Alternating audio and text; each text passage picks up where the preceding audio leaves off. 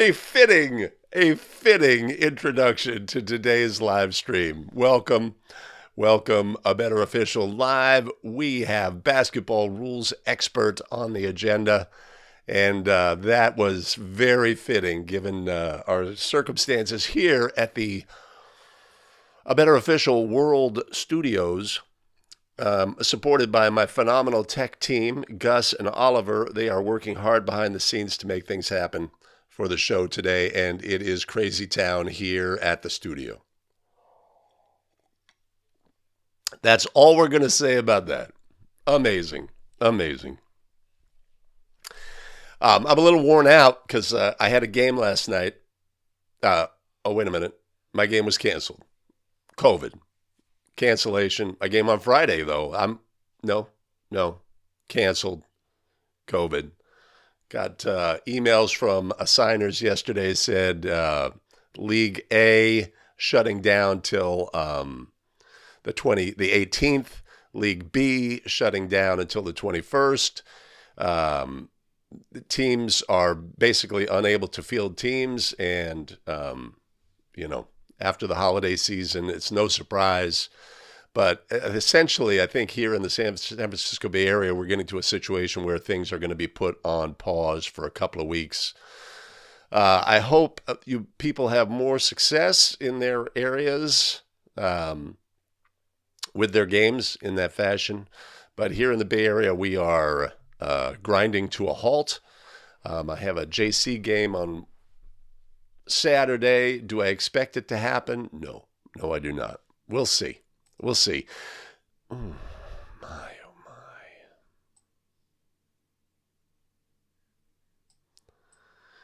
Stan is in the house. Let's get that in a better position.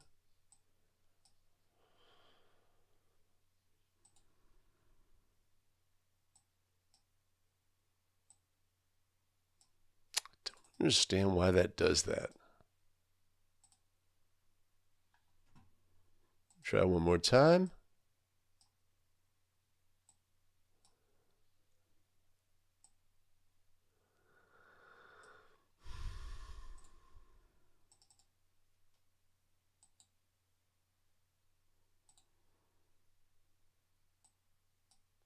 I don't understand.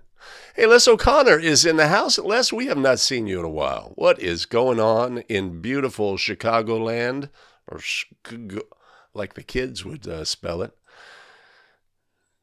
Jason Hayes, super busy at work. I'm in the same boat. Got to bail early today. Dave Krieg in the house from icy Minnesota. Ooh.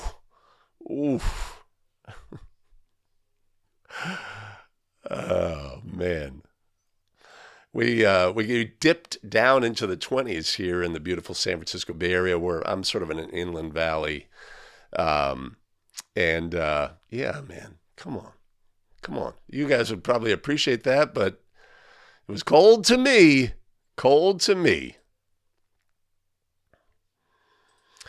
Zooch with sage advice. Man, I'm surprised the show even happened this morning. I was this close.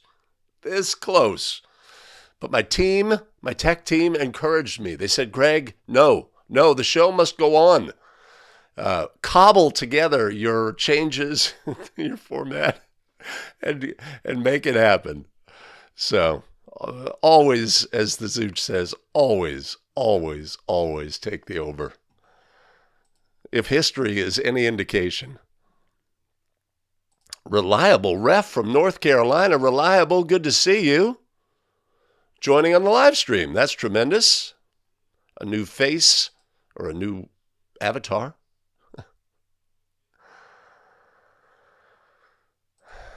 Billy Mack is in the house, as well as Chuck Kazoulis. Excellent. These kids are having, the Zooch is having too much fun with Billy Mack over at the officiating.com forum. Very knowledgeable officials over there.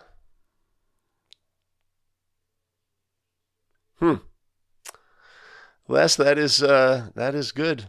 That is good. Negative 31 with an expected high of negative 24.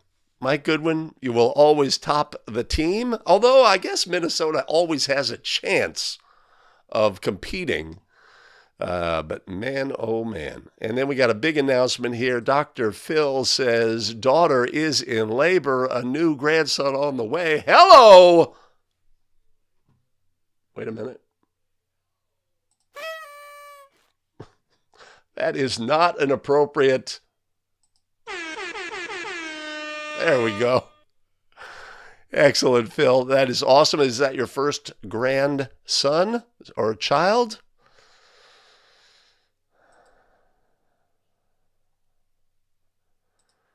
Mike Connors makes it onto the live stream, as well as Gary Mouton from Humble, Texas. Did not forget. Did I mention my game last night was canceled? I knew that a couple days in advance, and my game on Friday is canceled? Yes. So we have the opportunity to get a little bit, show that grizzled. Patrick Whitson joining in. Good to see you. Okay. Yeah, I think dominoes are falling in terms of shutdowns. Wayne joining us from the land of enchantment. You've stumped the panel, or you've stumped this panel. I don't know. Land of enchantment. I do not know. That's not my strength. Larry Morrell. Morrell. I'm going Morrell. Not like Earl Morrell, former backup quarterback for the Baltimore Colts. No. Larry Morrell. I'm going Morrell. That's it. Hello from Kalamazoo, Larry. Let me know in the chat. Idaho, not affected by COVID. That's tremendous. Dean Hodges joining. Everybody's in the house. I'm glad we came live today. Excellent, Phil. Phil's got a cadre of grandchildren. Excellent.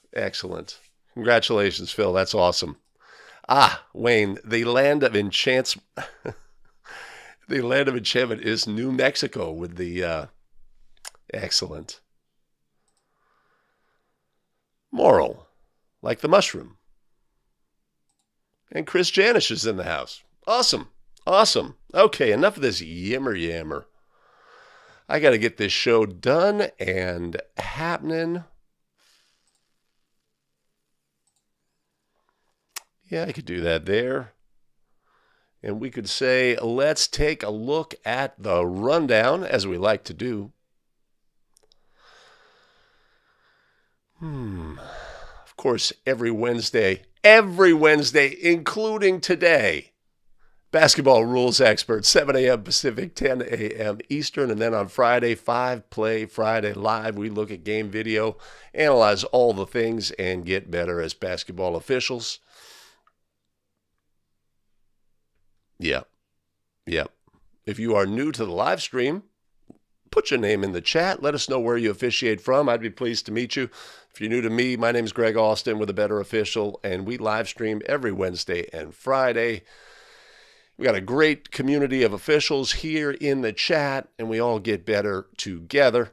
And if you have an opinion about a play, a ruling, a different ruling from the scenarios that we discovered today, put your voice in the game, jump in the chat, and make your voice heard.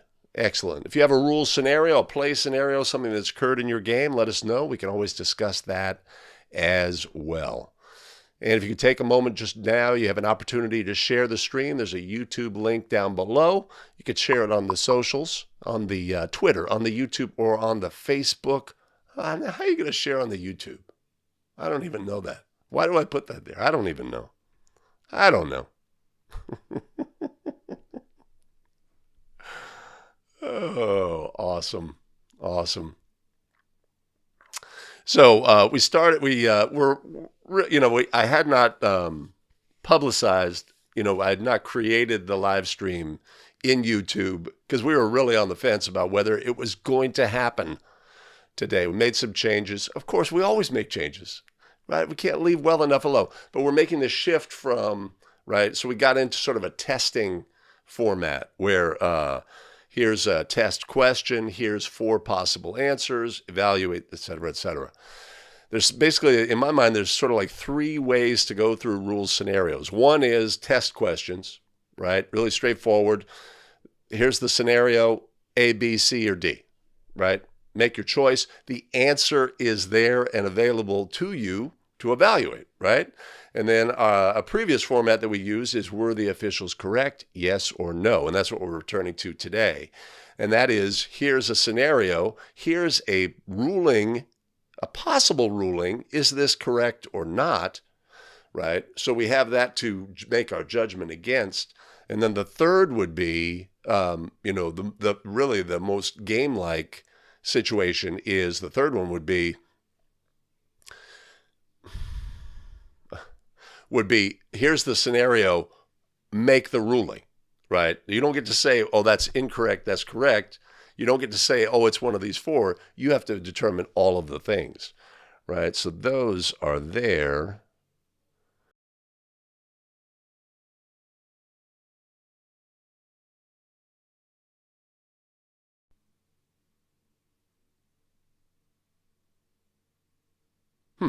Okay. Billy, send me the link to your MySpace page and I will put that in the chat. Let's get that out there. And I cannot avoid showing my age.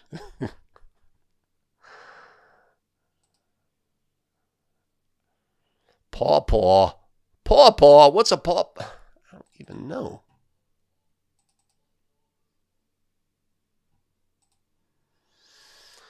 Keith Reichert in the house from northern Wyoming, 10 degrees below. Excellent. Now, what's the deal with Earl Morrall? Did he play in the Super Bowl? I don't even remember.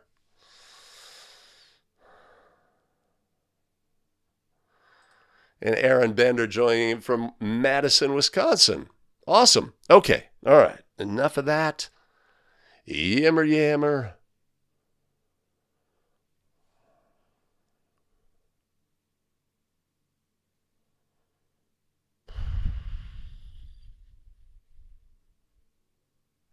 Right.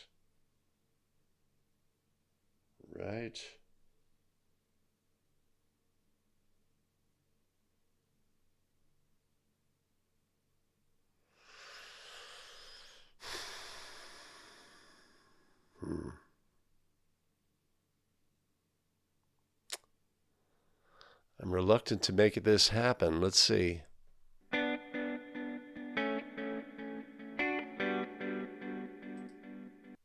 Okay. All right. I've got my bearings. Here we go. All right. Play scenarios, analyzing them, breaking them down. Was the crew correct or incorrect? Yes or no? Let's find out today on Basketball Rules Expert. Let's go.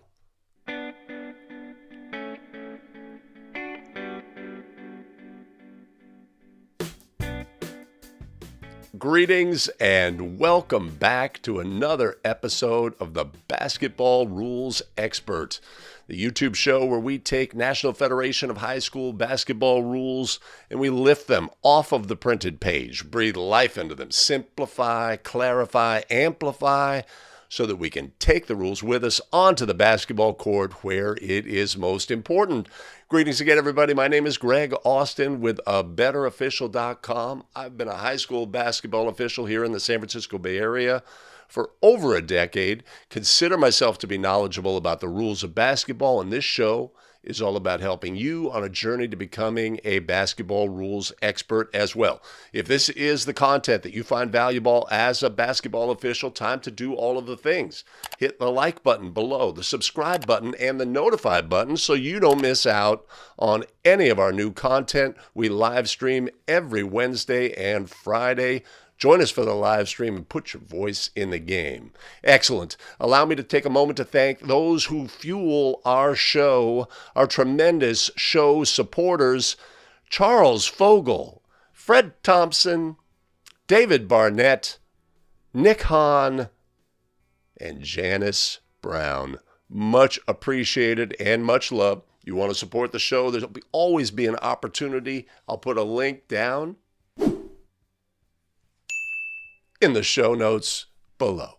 Awesome. All right, today we are looking at rules, scenarios, play situations that occur in a game, how to make the proper adjudication of the plays.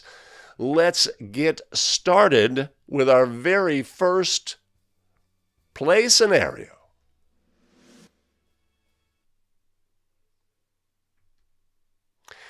As the official moves towards the huddle to inform the team that the first horn has sounded, they hear the head coach loudly use profanity directed towards a player. The official assesses a direct technical foul on the head coach. Was the official correct? Yes or no? Right? So we have a scenario where a timeout, obviously, a timeout situation. First horn sounds. The officials approach the huddle to indicate to the teams that the first horn is sounded, and the official hears the head coach loudly use an expletive directed at his player. Is this legal by rule? Point of emphasis this year for National Federation of High School Basketball rules. Point of emphasis is that the team huddle is no longer a safe haven, right? The coach does not have the ability to be protected in a team huddle scenario from unsportsmanlike action. National Federation of High School Basketball Rules Committee says we don't want coaches dropping F-bombs on their players, right? And the fact that they are doing so within a huddle, they do not have that ability. They don't have any protection by rule in that situation. So, in this situation where the officials assessed a technical foul, a direct technical foul on the head coach for using the expletive in this situation, were the officials correct? Yes. Yes, they were, right? Point of emphasis this year, no ability for a coach to feel they have a safe haven to exhibit unsporting behavior, unsportsmanlike conduct on the court in a team huddle.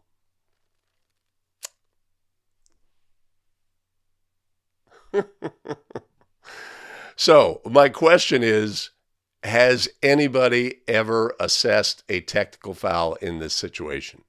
Right? This is, it's an area, right? And NFHS is trying to insert itself and say, hey, this is what we want, right? This is the behavior that we want, etc.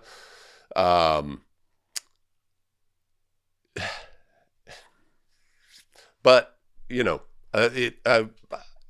would not be alone if you said, in this situation, I'm not intruding on the inter-team communications, both between players in this setting, etc. There is sort of a safe haven reality. So I would say, it's easy to say, okay, I know what the correct ruling here is, but have we applied this ruling on the court? That'd be a question that I have.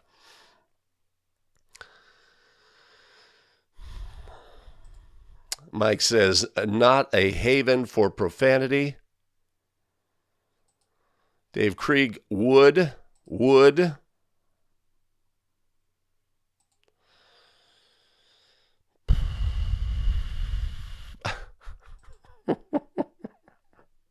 That's not a thing. Okay, Dr. Phil has, right?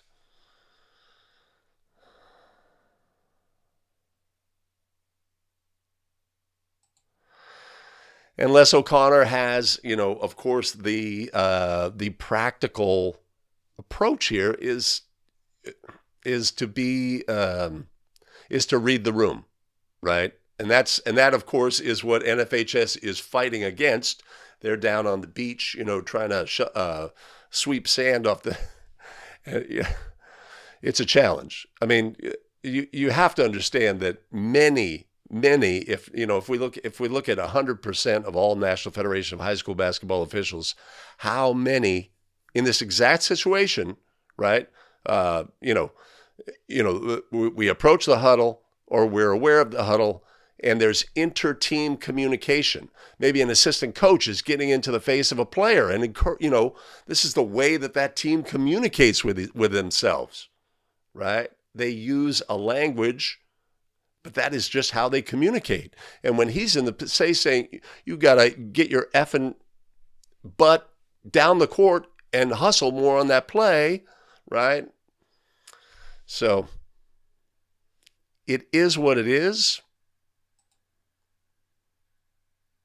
But of course, when this gets to when this rises to the level of everybody hears, again, grandma up in the 14th row, and she doesn't even hear that well, but she's like, "Oh, did you hear what he said?" Right? Then we have something different. But we're talking here about a situation where we're approaching the huddle, and maybe it's like a really quiet tone, but it's like in the player's face, and F-bomb, F-bomb, F-bomb, your ass down the court, etc. Da-da-da-da-da-da-da.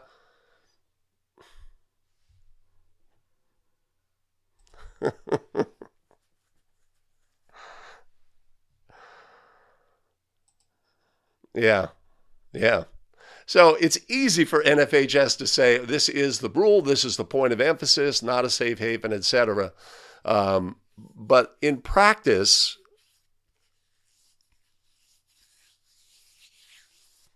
there's challenges. You just got to recognize that fact. It's not always as easy. Now, I had a situation in a game this year. Players at the free throw line shoots an air ball. This is a JC game. Women's shoots an air ball. Drops a minor expletive in a reduced volume, exhibiting her own frustration. Her teammate in a marked lane space comes to her and says, hey, right? And then while she's doing that, then she drops an F-bomb really loud, right? And so we had no opportunity. Assessed a technical at this in this league that is a flagrant technical by rule, and we did all the things because our ability to do anything else was really taken away from us. But when we start getting into quieter, hushed tones, right, the gray area comes into play. Right. But Mike, says NFHS's point of view is like, this is an extension of the classroom, right? Do we want teachers dropping an F-bomb on a student in a classroom setting? Is that acceptable? Right. If we look at any school's, code of conduct, we're sure that this is not acceptable by rule. And so NFHS says, we just want to reflect that this is a high school environment, right? And that's what we have.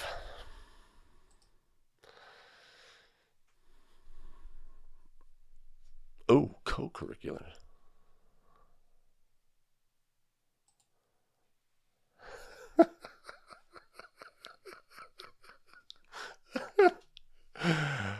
Fair enough. Yeah, we're looking good today. All right. Awesome. Spend a little time on that. I mean, that's just a tough play scenario, right? So the rule itself is clear. The fact that this is an extension of the classroom is clear. Execution can be a little gray area, but let's move on now to our very next play scenario.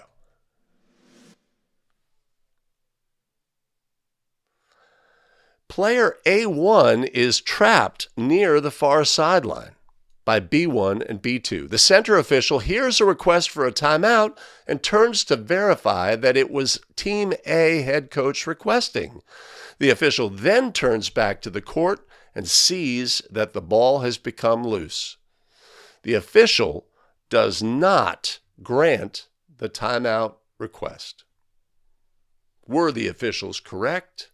Yes or no? Right? Really straightforward scenario. Point of emphasis this year for National Federation of High School is ensuring that when a request is made for a timeout, that we verify if it came from the bench, that it was from the team's head coach, and that it occurs on the court when a player is holding the ball or dribbling the ball in a live ball scenario. Because too often,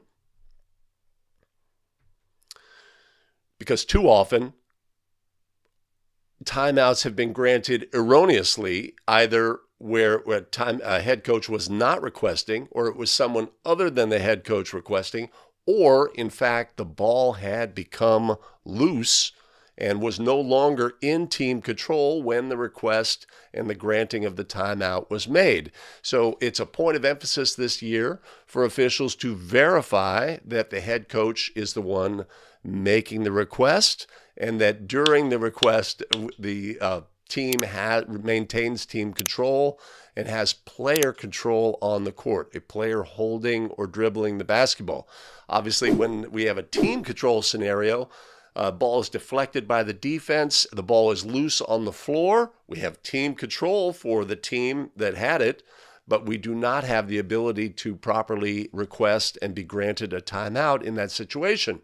Once a player is holding the basketball, they would be able to request and be granted a timeout. So in this instance, were our officials correct in not granting the timeout?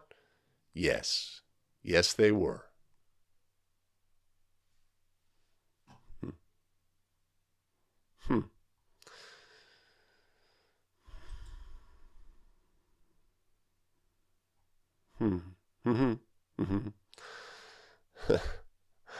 Man, Stan, I had a game at a venue, and the officials' room is directly next to the visitors' locker room, and I heard a coach. I mean, it was like verbal abuse. He demeaned that kid so badly. It was like hard to listen to. Yes, so.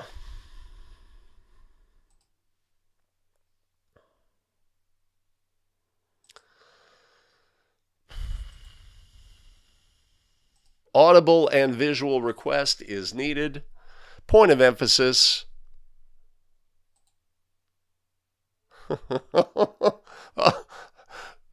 Oh, you gotta save that one. You gotta save that one, Larry. Right. So, and that's great. That's great that the coach is, willing to do that. I of course am a big fan of communication between coaches and officials when it's done at a professional level. Others may be more guarded about, well, I'm never going to engage a coach directly. I'll go through an athletic director, etc. But of course, we encourage communication directly with coaches in requesting game video, if appropriate. And so it's great that you've got a professional interaction with that head coach. Billy asks, does it depend when the request was made? Right? I'm a big fan of time stamping. Right? If I hear that, the player's holding the basketball on the court, I want to verify, and I look away, and I do verify the head coach is over here, right, doing something like this. I have verified the fact that they were properly requesting when the player held the ball, and then it's going to become a bit of a theatrical production, right? Point at the spot, holding the basketball, timeout, team A, etc., right? I think we have to have that flexibility, that ability to say, I hear a timeout request when a player is holding the ball. I'm going to go now to my verification process. If I go to my verification process, oh, it was the head coach, and I look back and now the ball is loose, right? Are we not going to grant the timeout in that situation? We got to use we have to have some flexibility there. It's like, no, I have to be looking and seeing and verifying here and looking. We can't obviously look at both at the same time. Come on now.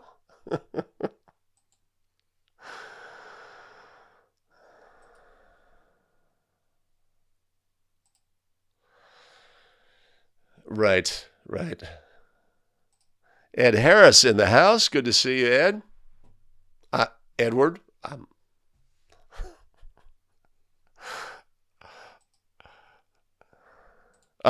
Okay. Used to be an official. But sometimes, I don't know, it depends on your situation. I do not text head coaches, but I do have email and exchanges with head coaches about certain scenarios, usually related to a request for game video.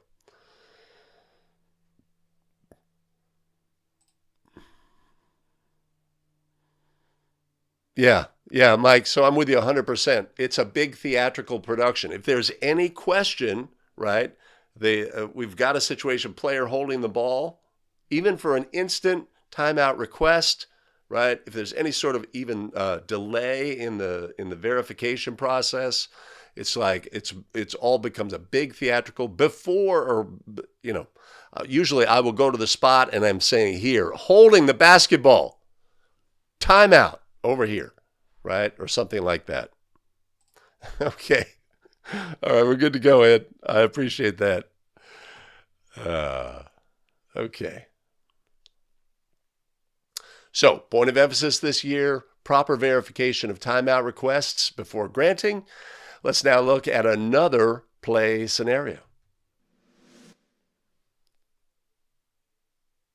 Prior to A1's 2 free throws following a technical foul, the Team B coach tells their 5 players to stand directly behind the thrower and behind the three-point line. The officials instruct the players to move back to the division line. Were the officials correct? Yes or no? Right? Kind of a myth, of course, that exists, and it's one of those things that everybody knows. Everybody knows that players have to stand at the division line or behind the division line when a player is shooting free throws that do not have players in marked lane spaces. I don't know if this was a previous rule that existed in far-off historical times, but this is not a rule that exists. And especially if we have a situation where a coach is directing their team, right? They say, no, stand right behind him, right? Are they restricted from doing that by rule?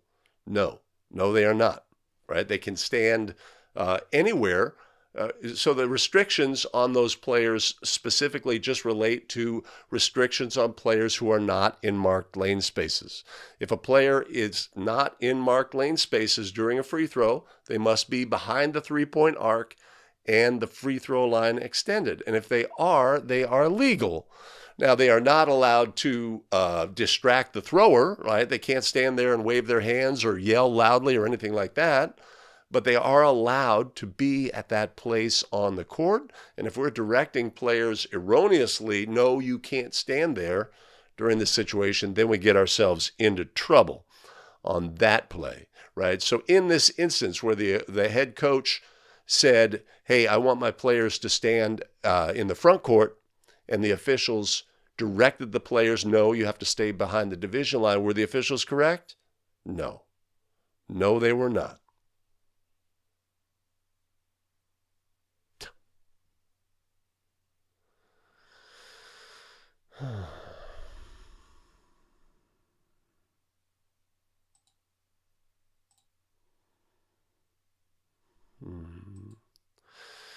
Los Santon in the house. Incorrect. Stan likes Mike's previous comment about grant and communicate. Reliable says, no. And indeed, good morning to you.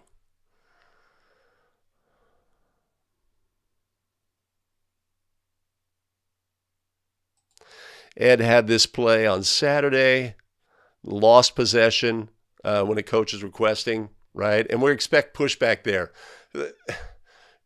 In many ways, you got an animated coach, and we always want to. That's one of the things, especially for a new official, is if we're doing all of the things, if we're not missing a properly requested timeout, we're not missing a proper opportunity to make substitutions, etc. We are administering the game effectively in that fashion. coaches and stakeholders in the game, elevate their understanding of the officials. But coaches can be, it's really simple to them. I want a timeout. My player is in distress. We have a situation where I might lose control of the ball. And of course, the ball has become loose.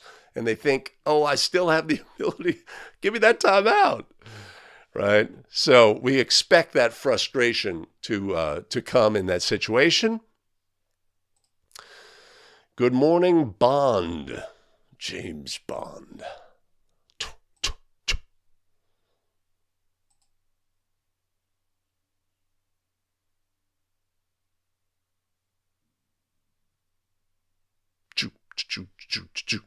Indeed, Billy. Indeed, Billy. It's just a situation where the players are not in marked lane spaces. What are the restrictions on players who are not in marked lane spaces during a free throw? And it's really simple.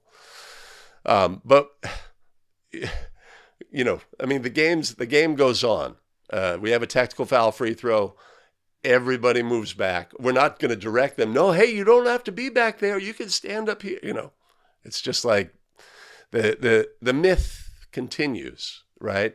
Or, also these players that make that move have at some point been instructed that they are supposed to do that, right? Either in a CYO game or a junior high game or somewhere along the way, and the myth is perpetuated. Keely Dunn is in the house. Good to see you, Keely. We are talking about rules scenarios. Let me know what you think of my setup here, as it's something that could be imitated. Look at this beautiful background I created. Come on now.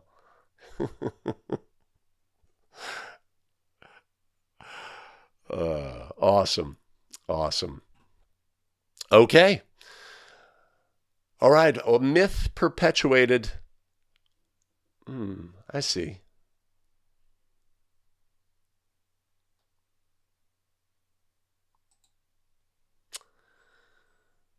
Right. So the free throw situation during technical foul free throws is one where the myth has been perpetuated. People think there's a restriction. Players are forced to move.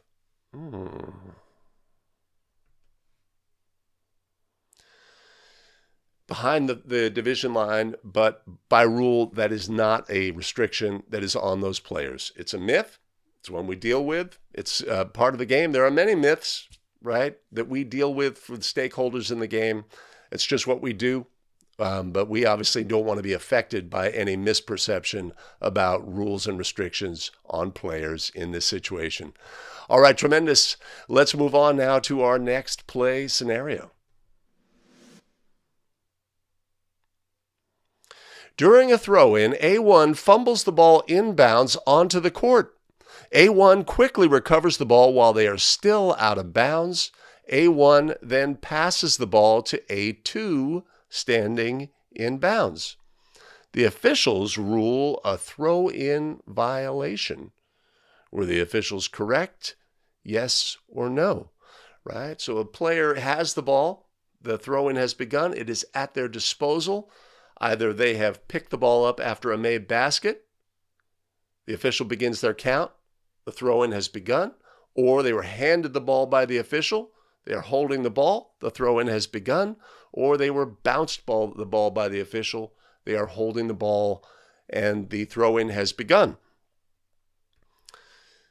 But the player inadvertently fumbles the ball and it bounces onto the basketball court. Player then reaches out, grabs the ball, and begins their throw-in again and quickly throws to a teammate. Is this a legal action by rule? Right? That's our question on this play, and the answer is no. No, it is not. Once the throw-in has begun and they lost control, even though it was involuntary, and the ball bounced on the court, they cannot be the first to touch the basketball in that situation by rule. Right? If they lost control of the ball and it bounces off the court, they can then collect the basketball and release that throw-in pass legally. by rule. But in this instance, we have a violation by rule. Were our officials correct? Yes or no? I forget.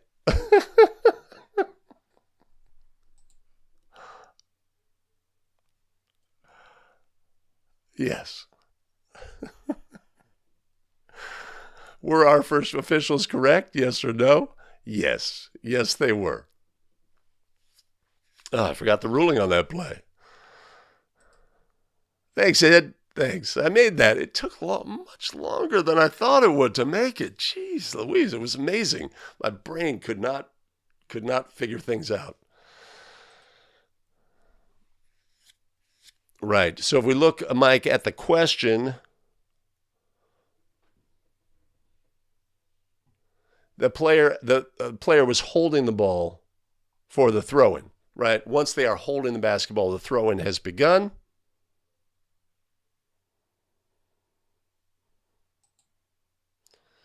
A1 cannot be the first to touch. I agree. I mean, that's the correct ruling on the play. Now, Randy says, all right, preventative officiating. All right, so let's not be confused here. This is not a situation where I bounced the ball to the thrower and the thrower fumbled the basketball. That is not the situation. The throw-in has begun. Either one of the three methods. We either bounced it and they are holding. We've handed and they are holding. They picked it up after made basket, and we have begun a count. In all three instances, the throw-in has begun, restrictions have begun, and this situation of dropping the ball onto the court is the responsibility of the player. And if they are the first to touch after doing so, it's a violation by rule, right? Preventive officiating, if no pressure and the kid fumbles, blow your whistle, take the ball back, right? Depends on the setting, of course. If we're, if it's a no pressure situation and it's little kids or what have you, but the correct thing to do here is understand that it is a violation by rule. Now, how we manage our game, all of the things are obviously at our disposal there as well.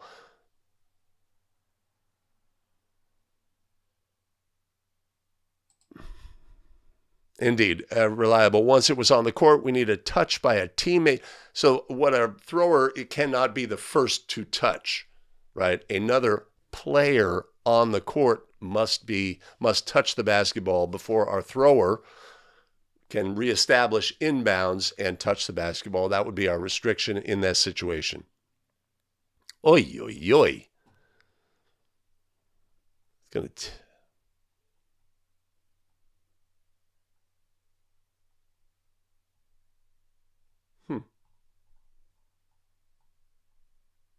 There we go. All right. So a throw-in scenario, the officials ruled correctly. Let's look at our next play scenario. With 0.3 of a second or less left in a tie game, each team is in the bonus. Team A has an end-line throw-in under their basket. A1 throws the ball to A5 on the near block, who catches the ball and quickly shoots. A5 is fouled by B3 just prior to the horn, and the ball goes in. The official rules no goal and a 1-and-1 bonus. A5's free throw attempts will determine if the game is over or if an overtime is necessary. Wow, this is quite a scenario. It is quite a scenario and a really tough one for us to rule properly on. Let's look at what we have here, right? 0.3 of a second or less, right? Let's say there's 0.3 of a second, right? So what do we know? That a player may not catch the ball and release a try by rule and the goal score, right? That we know that that is not allowed by rule. But we have a situation where a foul occurs in that interval of 0.3 of a second. Can a foul occur within 0.3 of a second? Yes. Different from can a player catch and release a try within 0.3 of a second by rule, right?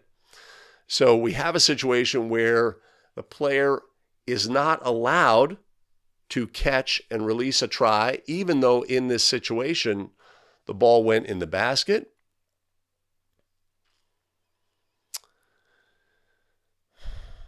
Tough situation, right? And the officials rule that no goal, because no goal can be scored in this instance by rule, and we're going to shoot 1-and-1 bonus because it can't be a try. This is a challenging scenario, any way you slice it. So in this instance where the officials ruled no goal and a 1-on-1 bonus, were the officials correct? I don't know. I don't know the answer. Let's talk this one through. Right? So the way I'm thinking about this is we can have a foul in this instance. We cannot have a goal. Do we shoot 1-and-1 in this instance? Or do we shoot, we can't have a goal in this instance, but can we have a try for goal in this? Can we have a, this is in the fractional margins around the edge of the rule. Crazy.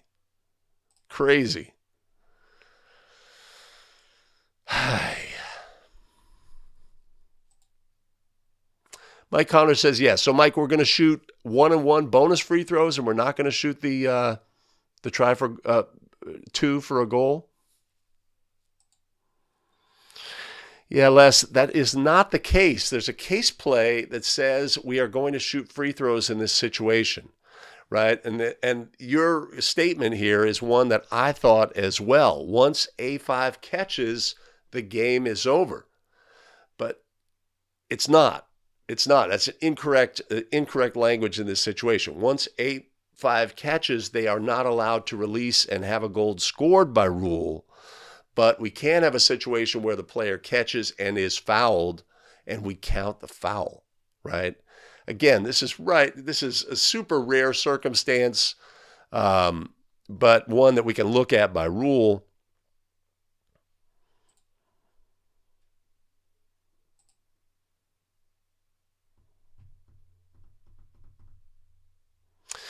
That is going to be a super hard, boy, oh boy. Just if you think this scenario through, this is going to be a really challenging situation. Why sports? Excellent. Yes. Yes, they were. Right. Right. So I guess that is something that we're carrying over less. There can't be a shooting foul if there's no legal shot. Is there a legal shot? Is there a try, or no, I guess there can't be. I guess the rule says you cannot have a try with a catch and release a try within 3/10. So it has to be a foul that's not on a try, right? That's what we're going with. That's the challenge, Randy, is do you need to have a shot to be in the shooting motion?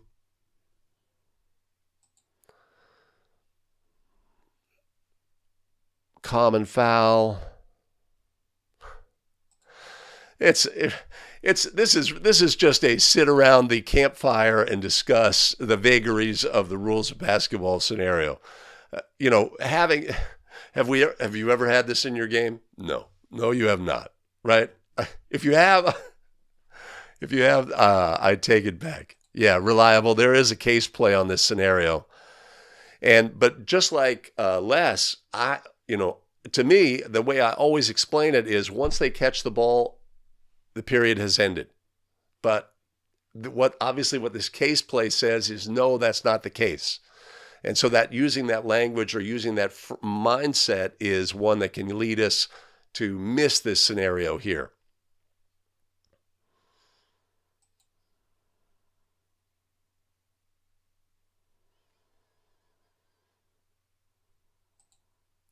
Bond, that's the question on this. One of the questions on this play. The case play says no, they're not going to attempt fouls related to a shooting foul. They are going to attempt bonus free throws in this situation. But I guess the question that I would have, though, is that if a player is fouled in that interval, 0.3 to 1/10, what are we? Hey, it's a brain cramper for me. But it's a great discussion to have. I appreciate that. So Billy has the situation. With 0.3 of a second or left in a tied game, each team in the bonus, Team A has a throw in near the end line. A1 throws the ball to A5 in the near block, who catches the ball and quickly shoots and is fouled just prior to the horn, right at the end of period signal, and the ball goes in the basket. Ruling, since A5 may not control the ball and attempt to try with 0.3 or less, A5 cannot score a goal and is not considered in the act of shooting. So the case play clearly says that is our rules guidance on this play. However, we cannot ignore the foul that occurred during that interval, and they are awarded 1-on-1 bonus free throws with the lane cleared, and what the result of those free throws will determine whether or not the game goes to overtime. So we have a situation where this is a foul has occurred so close to the end of the period that the timer cannot properly stop the clock. So we will shoot these free throws with no players in marked lane spaces, and the result of those free throws will determine whether or not we go to overtime.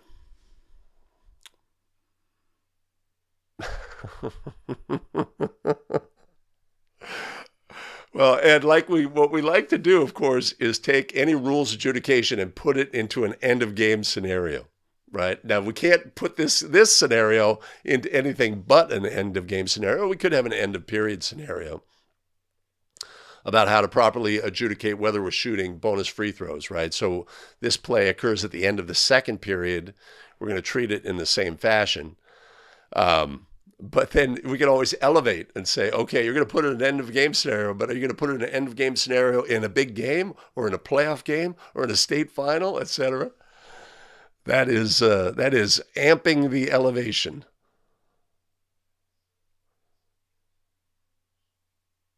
Oh, and a great point about a tap in this same scenario. If the player is tapping the ball, right, they are allowed to do that by rule. The catch has been taken out of the equation, and they would be shooting 2 free throws. And again, it would be with the lane cleared, because there's no way the timer is going to be able to respond to an official's whistle in 0.3 of a second, right? So in that scenario, we would be shooting 2 free throws. And again, the result of those free throws would determine whether the game continued. Hoi, hoi, hoi. All right, so I'm going to wrap that one. So in this situation, the officials were correct. The offended player would be awarded bonus free throws, and those free throws would be attempted with the lane cleared, and the result of those free throws would determine whether or not the game went to overtime or the game was over. If the player made either of their bonus free throws, if they made the first of their bonus free throws, the game would be over. So it's a great play scenario. It's a challenging play scenario. It's one that really forces us to have an understanding of a rule that occurs, only in end of game scenarios. But obviously at end of game scenarios, we want to be our best. So, investing time to understand the rules and restrictions here are super valuable as basketball officials. But now let's move on to our very next play scenario. A1, in an attempt to screen, takes a stationary position in the path of moving B1. The position of A1 is so close to B1 that B1 cannot avoid them and gets knocked off balance. The officials rule an illegal screen on A1 and use the punch signal to indicate a team foul. Were the officials correct? Yes or no? All right, so super simple here. We have a situation where we are screening a moving opponent. In the situation where a teammate is screening a moving opponent, they must give that opponent time and distance to avoid the contact. And in this situation, the player fails to do that, and they are official properly rules a team control foul. So were the officials correct? Yes or no? Yes. Yes, they were. Now, of course, new this year in National Federation of High School, we are eliminating the punch signal. Not all states have adopted that, but that is the NFHS approach. And we would, rather than use the punch signal, we would use the behind the head and point, just as in a player control foul in this instance. So our ruling on the play was correct. Our use of signals potentially correct or not, depending on what part of the country you are in.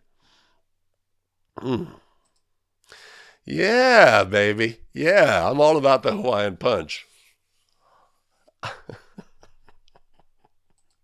The official uses a haymaker. Excellent. Excellent. All right, that was simple. That was easy peasy. A simple scenario, properly adjudicated by the officials. Maybe we're indicating using a signal that's not approved by National Federation of High School, but communicating what happened. But let's move on now to our very next play scenario. A1 gets the ball in the post, drives to the basket, and is fouled by B1. The ball goes in. A1 turns and taunts B1 and is assessed a technical foul. It is A1's fifth foul. The officials allow A1 to attempt the merited free throw, and then they follow the disqualification procedure for A1 and allow the head coach to select a player or eligible substitute to attempt the 2 free throws for the technical foul. Were the officials correct? Yes or no? A1 taunts B1. Okay, right? So we have a scenario here where A1 scores, taunts B1, and is assessed a technical foul. It turns that technical foul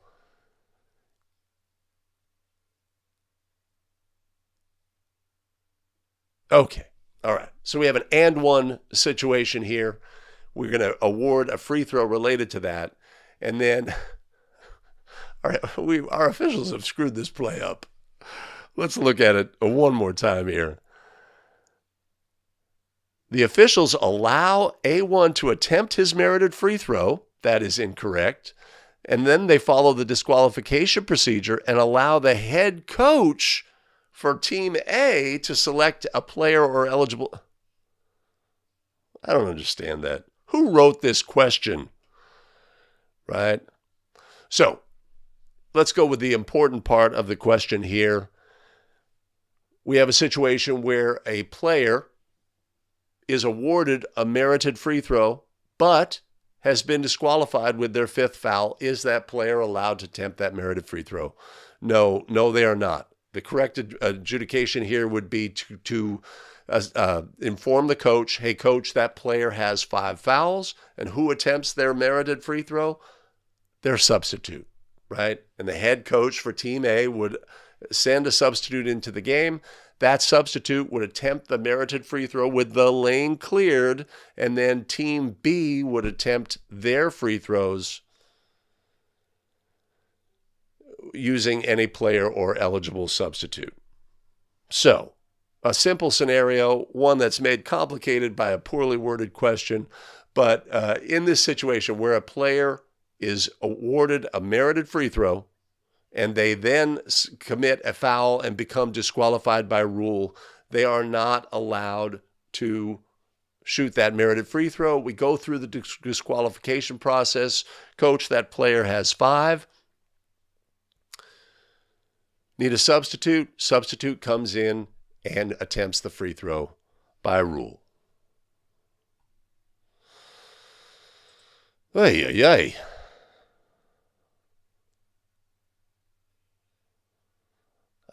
The selection of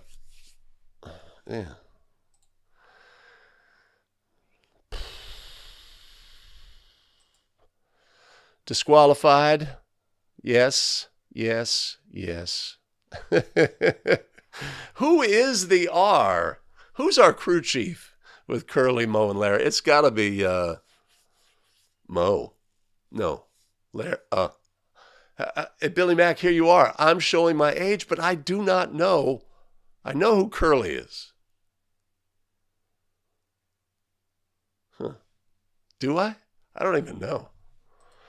A1 is disqualified on the technical foul. Substitute will attempt the it's an and one situation, so it would be the one.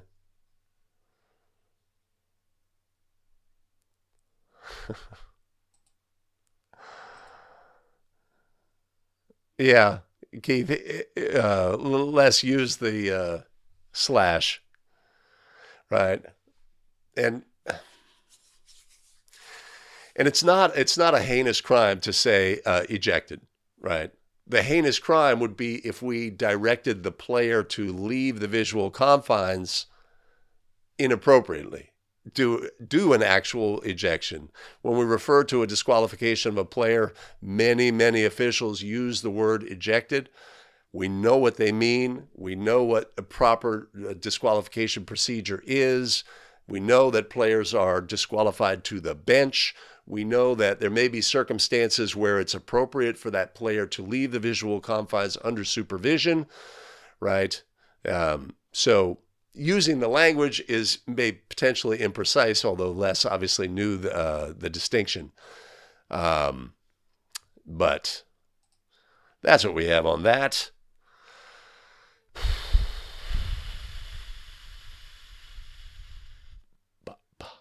Hey, let's look at another play scenario. After a made basket by Team B, Team A is granted a timeout. On the ensuing throw-in, all 5 Team A players are lined up off the court behind Team B's end line at the time that the official wants to administer the throw-in. The officials allow this configuration and rule this to be legal. Were the officials correct? Yes or no? Right? So this is an end-of-game scenario usually, but we have a scored goal and a timeout during the interval that follows the scored goal. Team comes out for the resulting throw-in and wants to put 5 players off of the court. Is this allowed by rule? Right?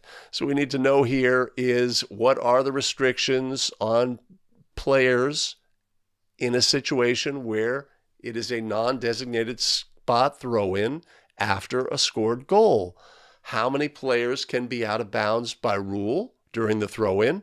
What behaviors can the team have? Can they, throw the ball between the 5 players who are out of bounds before releasing a throw-in pass? Does anybody have to remain on the court in this situation? Right? If we understand the restrictions on players in this situation, the answer becomes obvious to us. Right? So the restrictions on a team after a scored goal for a non-designated spot throw-in is that multiple team members or players rather can be out of bounds during the throw-in. Those players are allowed to move along the end line without restriction during a throw-in. Those players can pass the ball between each other, right? These are all legal. There's no restriction against that in this situation. The only real restriction here is that the team, once the ball becomes live and the ball is at the disposal of the thrower, they have 5 seconds to release the throw-in pass. So in this instance, where the officials allowed those 5 players to be out of bounds during the throw-in, were the officials correct? Yes or no? Yes. Yes, they were. Oh, yeah. Yeah.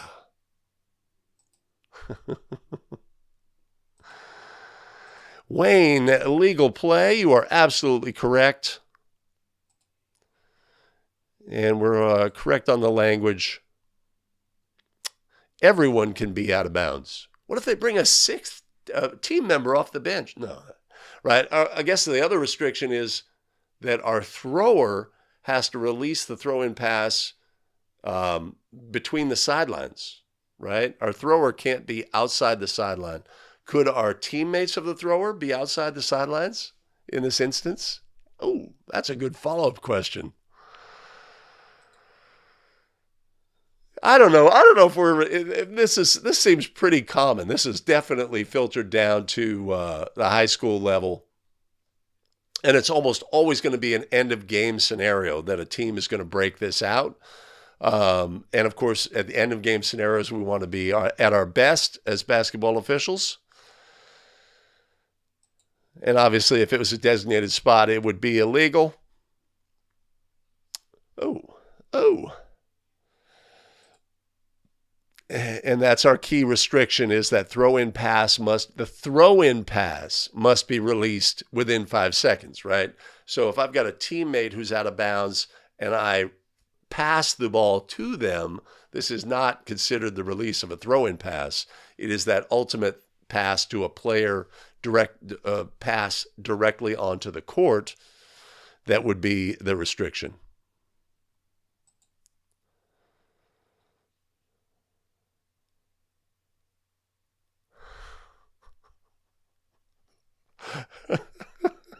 Randy taking one for the team. Taking one for the team. That's a funny story. Oh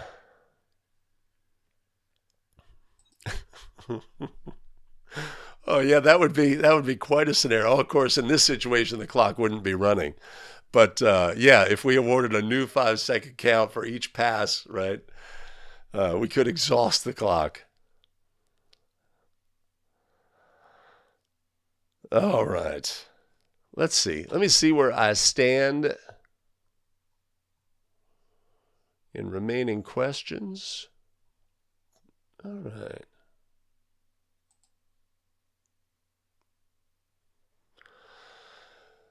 All right, a common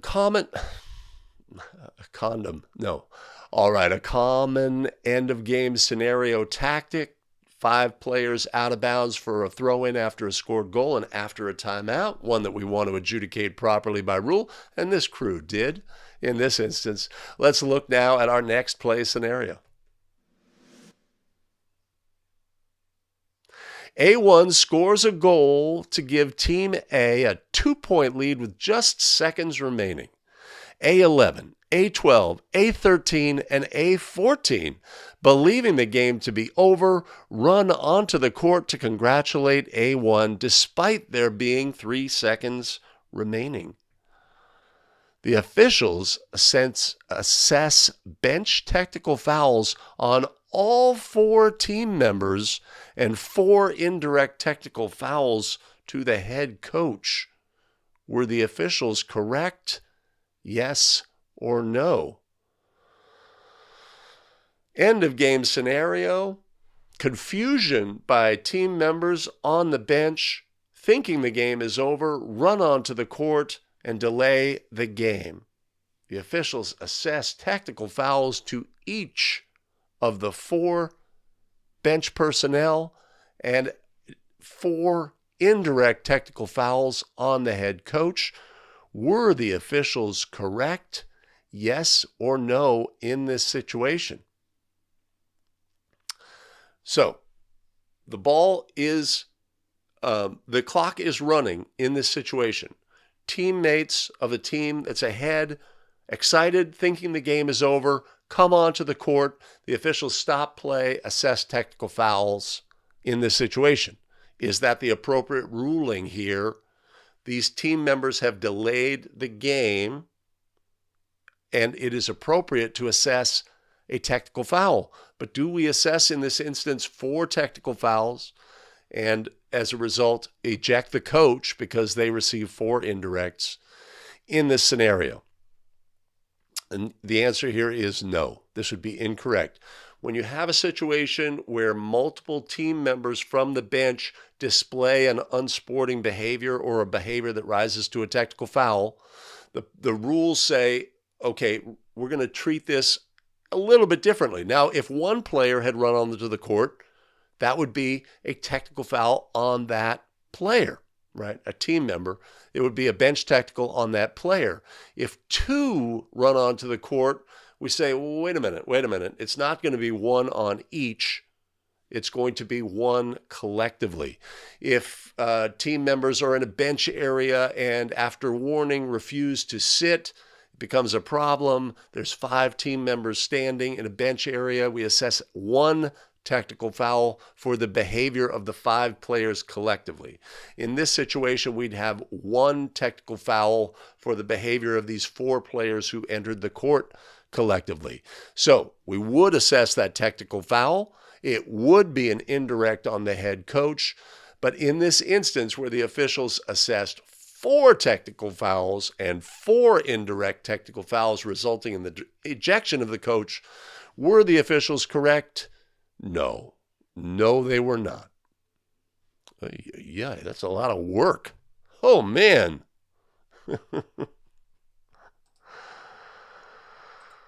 Ay, ay, ay. One team technical, one bench technical foul, one indirect on the head coach. Oh, that's taunting. You're taunting. You know I'm hungry, and you're talking about making breakfast, and this, that may be flagrant.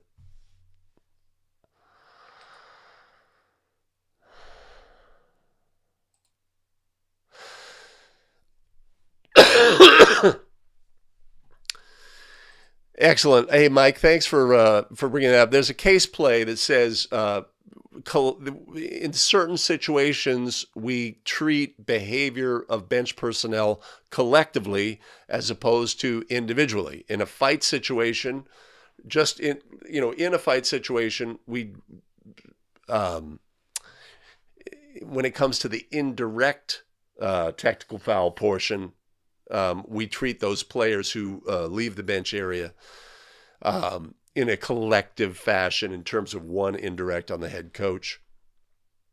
But there is case play that says when there's behavior by multiple team members on the bench, we can assess one team technical for their behavior. Right? And if we... Again, it's an end-of-game scenario. End of game, we want to be our best as basketball officials because the actions that we take, the rulings that we put into the game, there is no opportunity for a team to recover from an erroneous ruling, and our ruling may lead to the team winning when they should not have been the team winning. And obviously that's not a situation we want.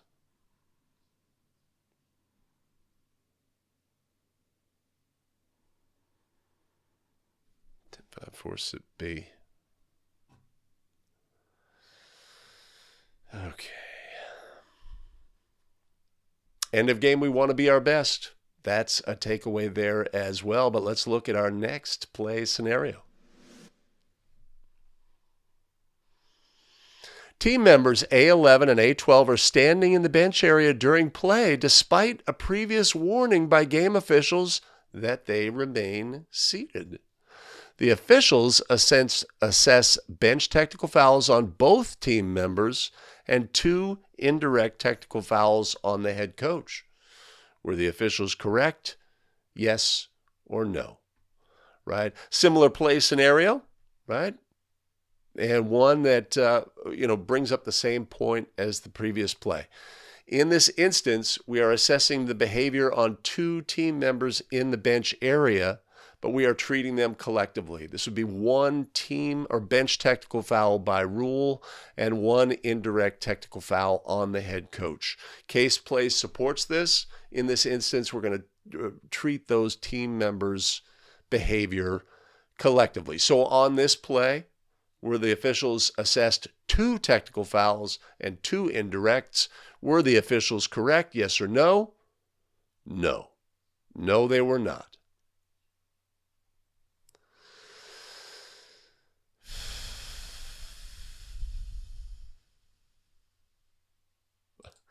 North Shore, good to see you. Scott, yes, a coach does lose their privilege to stand and coach their team with an indirect technical foul.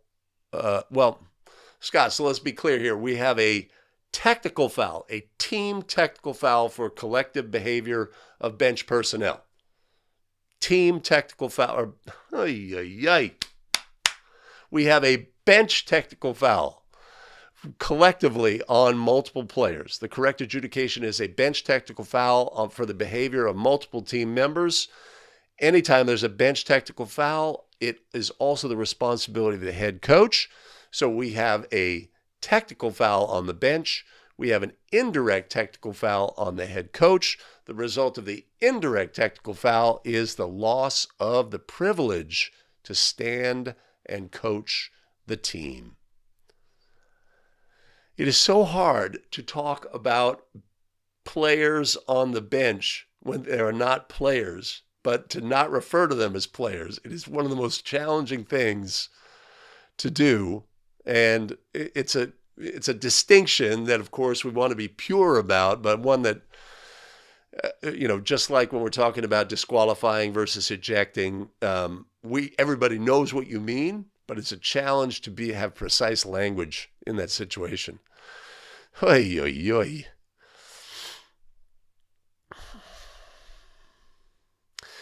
Billy's got our case play here.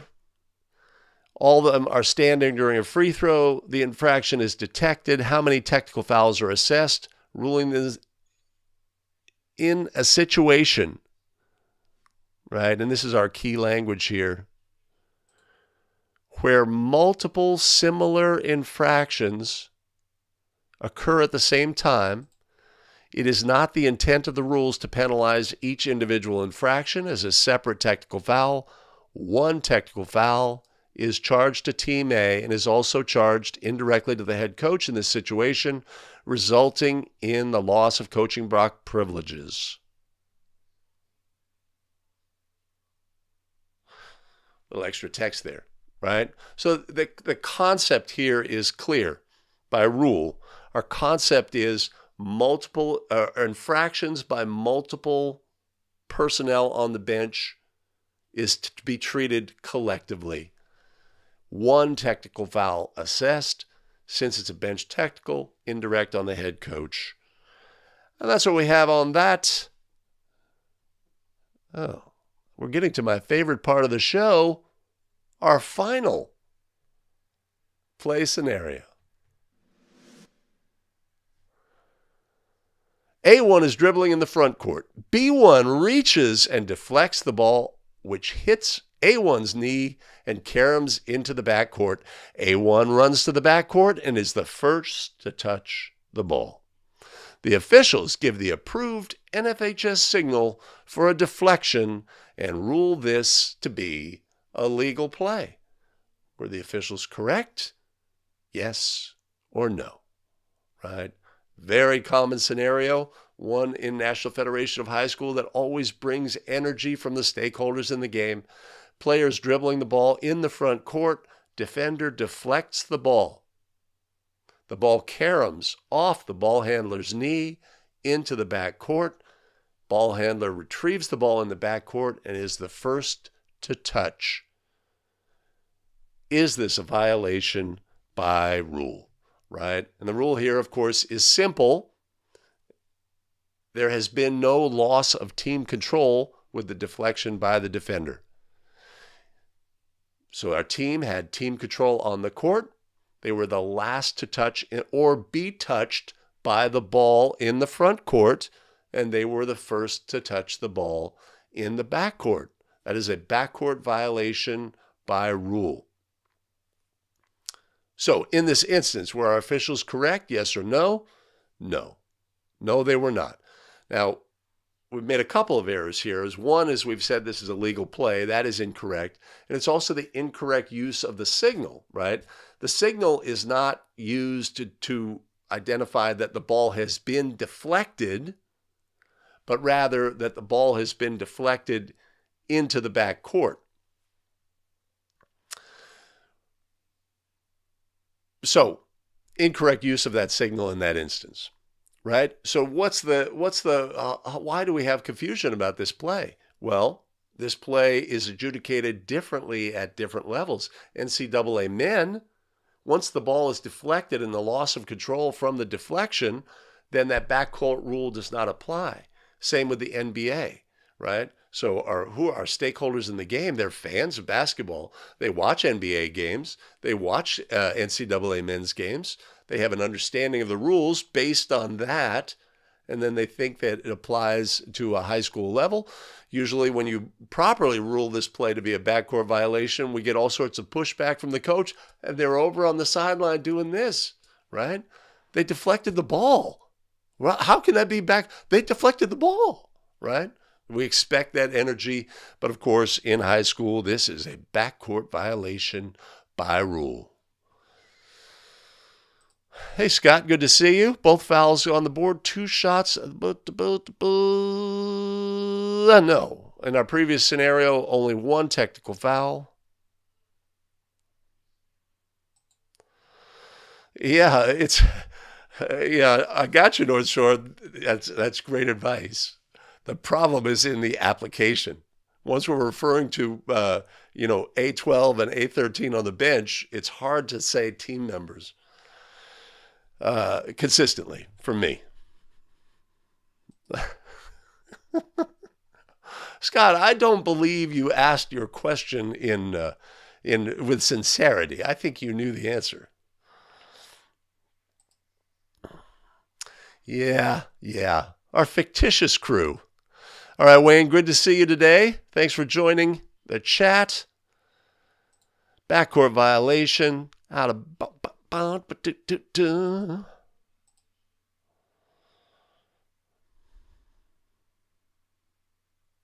Okay.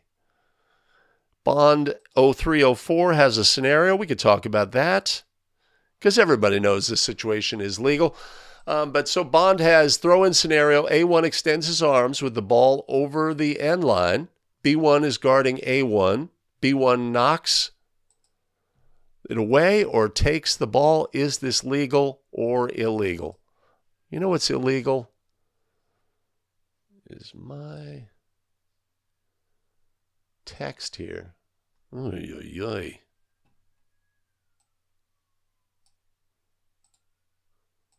I'm going there. That's better. That's better. Right? So we have a scenario. So Bonda has the play scenario where during a throw-in, the thrower extends the ball over the court. Right? Is our defender allowed to contact the basketball? Is our defender allowed to grab the basketball and pull the ball away? Is there any restriction on the defender in this situation? And the answer is no.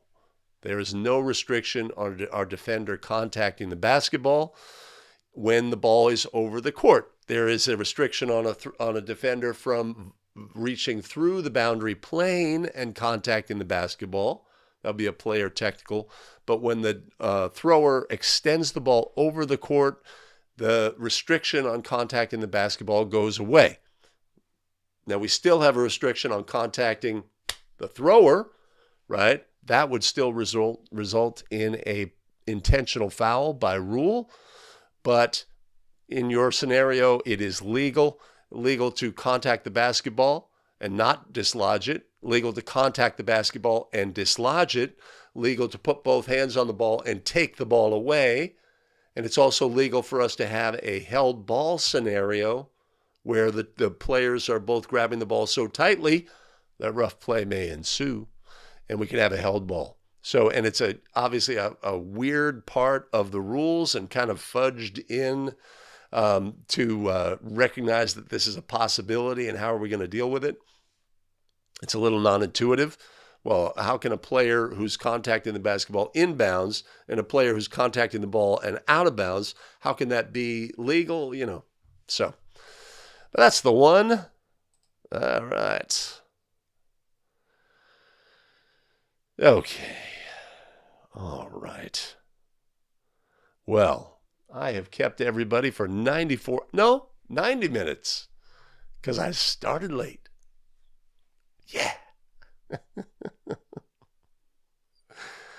And yes, we could still have an intentional foul if we contact the thrower. That freedom, the ability to do so is not there, even when they extend the ball over the court.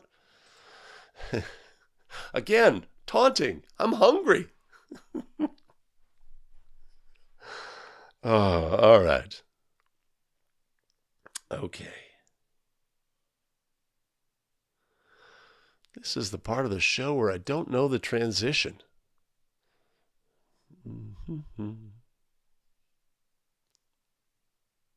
Hey, thanks for joining us today for Basketball Rules Expert. Much appreciated. Again, if you find this content to be content that's valuable to you as a basketball official, it'll be a great time to do all of the things. You could hit like, you could hit subscribe, you could hit notify so you don't miss out on any of our new content. Allow me a moment to thank those who fuel our show, our tremendous show supporters: Charles Fogel, Fred Thompson, David Barnett, Nick Hahn, and Janice Brown. Much appreciated and much love. You want to support the show? There's going to be a link in the show notes, and I'll put one up here above. Awesome. We have additional video content. It's available for you here. Here's something I've selected. Here's something YouTube has selected. You make your selection, and we'll see you in the very next video. Take care, everybody.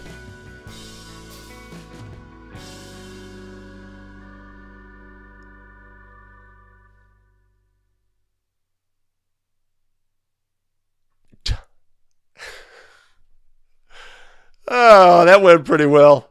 All right. Excellent. Thanks, Les. Thank you, Gary. Good to see you. Yeah. Lance, I'll get back to that in just a second. Yeah, so Lance says a held ball with one player out of bounds, and that's sort of the non-intuitive part of the rules regarding this unique scenario where during a throw-in, ball extended, player contacting one. It defies our understanding of status, right? But it's a special situation, one that has to be addressed by rule, and the decisions made were just, this is how we're going to handle this situation by rule. I don't know if it relates to, the historical changes in basketball rules. I don't know that, but it's non-intuitive, so we have to understand it potentially separately. Billy Mack, excellent. Yes. I will always hold it against Les for talking about, having eggs and bacon during the show. It's just like, because I am hungry.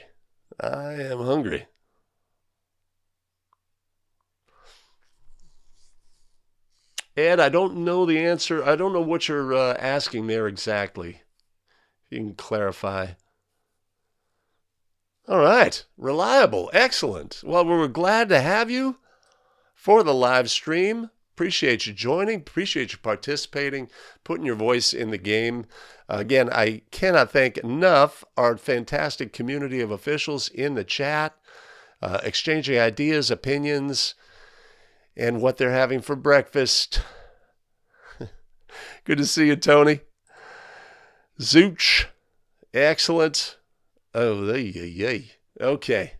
All right. We're going to make it rain here and say goodbye to everybody.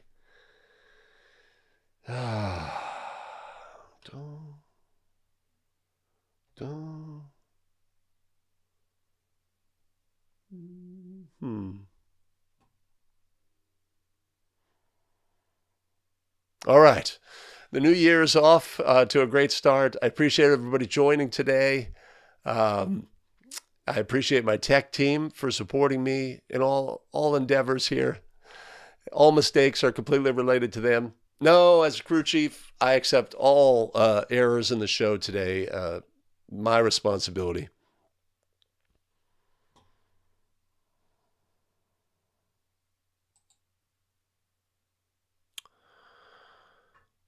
Okay, our offensive player has, let's say, triple threat position. and we have a 5-second count on that player. Okay. We do have a 5-second count. They have 5 seconds to, when they are holding the ball, to, they cannot hold the ball for 5 seconds. If they begin to dribble, we'll begin another 5-second count, assuming they remain closely guarded. So I guess I need more clarification, but we're going to have to save that one for Friday. I'm going to get out of here and say goodbye to everybody. I appreciate you. Do something for somebody they couldn't possibly repay you for, and you will make sure that you have an incredible day. Make it a great one. I hope everybody's games this week continue successfully, and we'll see you on Friday for 5 Play Friday. Have a great one, everybody. Take care.